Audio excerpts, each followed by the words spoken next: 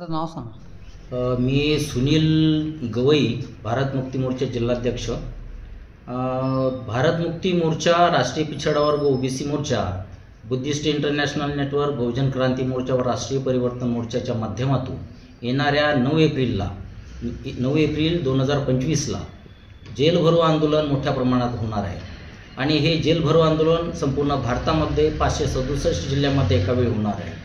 या जेल भरो आंदोलनाचा मुद्दा असा आहे की ओबीसीची जातनिहाय जनगणना झाली पाहिजे, त्याचबरोबर ईव्हीएम मशीन हटवून निवडणुकीमध्ये बॅलेट पेपरचा वापर झाला पाहिजे, त्याचबरोबर बुद्धगया महाबोधी महाविहार हे आजही ब्राह्मण महंतांच्या ताब्यात आहे, ते बौद्धांच्या ताब्यात दिलं गेलं पाहिजे, त्याचबरोबर वक्फ बोर्डच्या संदर्भात जे बिल पास केलं आहे त्याला तात्काळ रद्द केलं पाहिजे, याचबरोबर नवीन शिक्षा नीती जी आहे 2020 याला सुद्धा तात्काळ रद्द केलं पाहिजे। या संदर्भात आम्ही जेल भरो आंदोलन करत आहोत आणि जेल भरो आंदोलन हा SC ST OBC व या देशातल्या प्रत्येक नागरिकाचा हा ज्वलंत मुद्दा यामध्ये आम्ही सम्मिलित केलेला आहे। या माध्यमातून असंख्य लोक या जेल भरो आंदोलनामध्ये येतील आणि याला यशस्वी करतील।